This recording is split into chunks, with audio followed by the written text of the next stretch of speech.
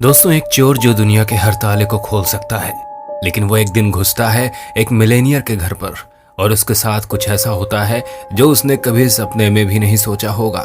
नीमो नाम का एक शख्स जो पेशे से एक चोर है, लेकिन वो करता है अपने बॉस के लिए काम। आज उसका काम है एक पेंट हाउस में चोरी करना, जहां पर कई सारी कीमती पेंटिंग्स रखी हुई हैं, जिसमें से सबसे कीमती पेंटिंग है पूरे $3 मिलियन की, और उसी पेंटिंग को वो चुराने वाला है। वो अपने प्लान के मुताबिक रात होने पर उस घर में घुसता है जो बेहद ही आलीशान था। चारों तरफ बहुत सी पेंटिंग्स लगी हुई थी। नीमो एक एक करके सारी पेंटिंग्स को रखना शुरू कर देता है, लेकिन अभी तक सबसे महंगी वाली पेंटिंग नहीं मिली थी, जिसके बारे में वो अपने साथी को वॉकी टॉकी पर बताता है। वो कहता है कि दूसरे कमरे में चेक करो, क्या पता वो वहां पर हो, लेकिन उसे वहां भी कुछ नहीं मिलता और मजबूरन उसे जो कुछ मिला था उसे लेकर वापस आना पड़ेगा। फिर उसका साथी उसे गेट का कोड बताता है, जो वो डाल तो देता है, लेकिन आखिरी समय पर सिस्टम मल फंक्शन हो जाता है। इस वजह से पूरे घर का सिस्टम खराब हो गया था और तेज सायरन बजना शुरू हो जाता है। नीमो बार बार अपने साथी से पूछता है कि ये क्या हुआ, लेकिन उसके पास कोई जवाब नहीं था और आखिर में वो कह देता है कि मैं कुछ नहीं कर सकता हूँ, अब हमारे हाथ में कुछ भी नहीं है, अब खुद तुम्हें वहां से बाहर निकलना पड़ेगा। अब नीमो को जेल नहीं जाना था क्योंकि उसका एक परिवार भी है, लेकिन ये उसे चोरी करने से पहले सोचना चाहिए था। उसे समझ नहीं आ रहा था कि वो अब क्या करे। अब यहाँ उसे सायरन की आवाज बहुत तंग कर रही थी, इसलिए वो पहले तो उसे तोड़ देता है और वापस से गेट के पास जाकर उसे चाकू से तोड़ने की कोशिश करता है, लेकिन ये गेट टूटने का नाम ही नहीं ले रहा था और इसी चक्कर में साइड में लगे हाउस कंट्रोल डिवाइस में कुछ दिक्कत आ जाती है, जिसकी वजह से पूरे घर का टेम्परेचर बढ़ने लगता है और अब ठंडी हवा के जगह गर्म हवा आनी शुरू हो गई थी। धीरे धीरे गर्मी बढ़ती जा रही थी। इन सब से परेशान होकर नीमो चुपचाप एक जगह पर बैठ जाता है, क्योंकि अगर उसने अब कुछ और किया तो न जाने ये घर में क्या क्या होने लगेगा। कुछ देर बाद उसका गला सूखने लगता है, तो वो पानी की तलाश में किचन कैप ओपन करता है, लेकिन वहां पर पानी नहीं आ रहा था। तो फ्रिज ओपन करता है जहां कुछ खाने पीने का सामान था, लेकिन पानी की बोतल सिर्फ एक ही थी, जिसे वो पूरा पी जाता है और फिर दोबारा से आकर मेन गेट को खोदने लगता है। लेकिन कुछ देर बाद उसे पता चलता है कि गेट लकड़ी का नहीं बल्कि स्टील का है। ये देखकर उसके होश उड़ जाते हैं, इसलिए वो ये काम भी छोड़ देता है और आकर एक बेड पर सो जाता है, जो कि घर के मालिक का था। वो सोने की बहुत कोशिश करता है, लेकिन उसे नींद ही नहीं आती और बीच बीच में वो अपने साथी को कनेक्ट करने की भी कोशिश करता है, लेकिन वहां से कोई भी बोल नहीं रहा था, क्योंकि उसे सभी छोड़कर चले गए थे। अब अगली सुबह वो घर पर लगे लैंडलाइन से फोन करता है, लेकिन वो भी बंद था। इसके बाद वहां पर जितने भी ड्रॉर थे वो उन्हें चेक करता है, शायद उसे कुछ काम का सामान मिल जाए, लेकिन वहां भी उसे कुछ नहीं मिलता। अब इतनी देर में उसे टॉयलेट लग जाती है, तो वो करने के लिए चला जाता है। यहाँ पर उसे कुछ फेक फ्रूट्स रखे हुए मिलते हैं, जिन्हें वो विंडो पर खींच कर मारता है, लेकिन कुछ नहीं होता, क्योंकि पूरा घर साउंड और बुलेट प्रूफ था, जिसमें नीमो अटक चुका है। और इसी दौरान उसे जोर की प्यास भी लग जाती है, लेकिन जो पानी उसे कल मिला था वो तो उसने पूरा पी लिया था। उसके पास पीने को कुछ नहीं है। वो स्विमिंग पूल के पास जाता है और उसके पानी को पीने का ट्राई करता है, लेकिन अगर वो पानी पीने लायक होता तो स्विमिंग पूल में क्यों होता। फिर वो उसे फौरन निकाल देता है, क्योंकि पानी बहुत कड़वा था और अब उसे यहाँ पता चलता है कि उसके शरीर से बहुत गंदी बदबू आ रही है। तो वो पानी से खुद को साफ करता है। उसके बाद वो एक्वेरियम के पानी को पीने की कोशिश करता है, लेकिन वो भी बेकार था। फिर वो टैप को ऑन करता है, लेकिन उधर भी कुछ नहीं था। अब उसे गुस्सा आने लगा था और वो इरिटेट होने लगा था, लेकिन आखिर में उसके दिमाग में फ्रिज आती है, जिसमें से वो जमे हुए बर्फ को बाहर निकालता है और उसे चूसता है। इससे उसे थोड़ी सी राहत मिलती है, लेकिन पूरी प्यास नहीं बुझती। थोड़ी देर बाद बर्फ पिघल जाएंगे और पता नहीं वो क्या करेगा। अब घर के सारे फर्नीचर टेबल को लाकर वो एक जगह इकट्ठा कर लेता है, क्योंकि उसके दिमाग में एक आइडिया आया था, क्यों ना वो घर की छत पर जाए और वहां से किसी मदद के लिए पुकारे। लेकिन वहां तक पहुंचना इतना आसान नहीं था, क्योंकि छत बहुत ही ऊंची थी और इतना सब ट्राई करने के बाद वो जाकर उस हाउस कंट्रोल के सिस्टम को चेक करता है, क्या पता घर का टेम्परेचर चेंज हो जाए, लेकिन कोई फायदा नहीं था। अब उसे प्यास के साथ साथ भूख भी लगी थी। तो वो एक फूड कैन को खोलने की कोशिश करता है। उसी चक्कर में उसके हाथ पर कट लग जाता है, जिससे उसे काफी दर्द होता है। यहाँ उसके दिमाग में फिर से फ्रिज आती है, तो वो जाकर बर्फ ढूंढने लगता है, लेकिन अब बर्फ पिघल चुकी थी, इसलिए वो उस चीज को ही चाटना शुरू कर देता है ताकि जो कुछ भी बचा कुचा बर्फ था वो उसे खा सके। उसका बस चलता तो फ्रिज में ही बैठ जाता, लेकिन उसकी मजबूरी है, वो उसमें फिट नहीं होगा। उसी दौरान हम बाहर देखते हैं कि तेज बारिश हो रही है, लेकिन अफसोस नीमो ना तो बाहर जा सकता है और ना ही उस पानी को पी सकता है। वो बस वहीं बैठा रहता है। अब उसके पास कोई काम नहीं था, इसलिए वो घर को एक्सप्लोर करने लगता है कि शायद उसे कोई सीक्रेट दरवाजा मिल जाए। पर उसी दौरान उसे पानी की आवाज आती सुनाई देती है। वो फौरन बाहर जाता है और देखता है कि ये पानी तो प्लांट शावर से आ रहा था। वो फौरन उसके पास जाकर बैठ जाता है, जी भर के उसे पीता है, लेकिन एक समय के बाद पानी बंद हो जाता है और उसे मजबूरन वहां से उठना पड़ता है। लेकिन कल वो फिर से उस पानी का वेट करेगा और इस बार उसे स्टोर भी कर लेगा ताकि वो पीने के काम आ सके। अब धीरे धीरे करके उस घर का टेम्परेचर और ज्यादा बढ़ने लगता है, इसलिए वो अपने सारे कपड़े उतार देता है क्योंकि गर्मी बहुत बढ़ गई थी। इसके बाद जितने बचे हुए फर्नीचर थे वो उन्हें इकट्ठा करने लगता है ताकि उससे वो छत तक पहुंच सके, और इस बारी वो ऐसा करने में सफल भी हो जाता है। उस छत को देखकर पता चलता है कि आखिर कैसे इससे बाहर निकला जाए, पर इसके लिए उसे कुछ स्क्रू ड्राइवर्स की जरूरत पड़ेगी। इसी दौरान उसकी नजर घर में लगे टीवी पर पड़ती है, जहां पर सीसीटीवी फुटेज आ रही थी जिसमें एक मेड बाहर झाड़ू लगा रही थी। नीमो फौरन कपड़े पहनकर गेट के पास पहुंच जाता है और उसे आवाज लगाने लगता है, लेकिन अफसोस उसकी आवाज कोई सुन नहीं पाता क्योंकि उसने हेडफोन्स लगा रखे थे। वैसे भी वो घर पूरा साउंड प्रूफ है, तो नीमो कितना भी चिल्ला ले उसकी आवाज बाहर किसी को भी सुनाई नहीं देने वाली थी।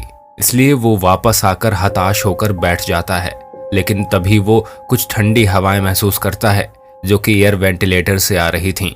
फिर वो देखता है कि हाउस टेम्परेचर अपने आप चेंज हो गया है, इसलिए वो पूरे घर को ठंडा होता देखने लगता है। यहाँ नीमो जी भर के ठंडी हवाओं को महसूस करता है और फिर आराम से उस पूल पर नहाता है। अब टाइम बिताने के बाद उसे धीरे धीरे यहाँ पर अच्छा लगने लगा था और शायद उसे पता चल गया था कि अब यहाँ से बाहर नहीं निकल सकता है, पर वो फिर भी कोशिश करना नहीं छोड़ता। अगले दिन वो फिर से प्लांट शावर से पानी को इकट्ठा कर पीता है, ब्रेकफास्ट करता है, थोड़ा सा डांस भी करता है और इसके बाद उस मिलेनियर के कपड़े पहनने लगता है। और अगले सीन में हम देखते हैं कि वो गिलास के जार को तोड़ देता है और उसके बाद बड़े बड़े टुकड़ों को बांधकर एक चश्मा बनाता है, जिसे पहन के वो फिर से छत के करीब जाता है और उसे तोड़ने लगता है ताकि उसकी आंखों में कुछ चला ना जाए।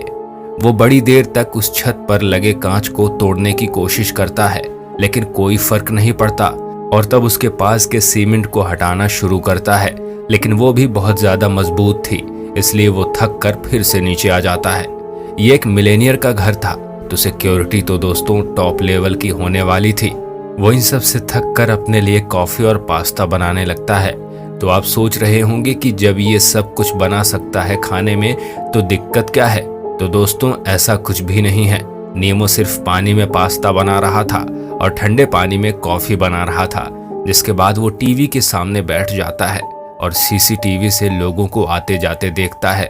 अब उसे ये सब अच्छा लगने लगा था क्योंकि यहाँ पर तो उसके अलावा और कोई भी नहीं है, इसलिए उसका जो भी मन कर रहा था बस वो करता जा रहा था। पर आपने गौर किया होगा कि वो पहले जैसा नहीं रहा। अब उसकी दिमागी हालत बिगड़ चुकी थी। ऐसा तब होता है जब आप कई दिनों से किसी से बात नहीं करते हैं, ना ही किसी को देखते हैं। यहाँ नीमो को भी कुछ ऐसा ही हो गया था।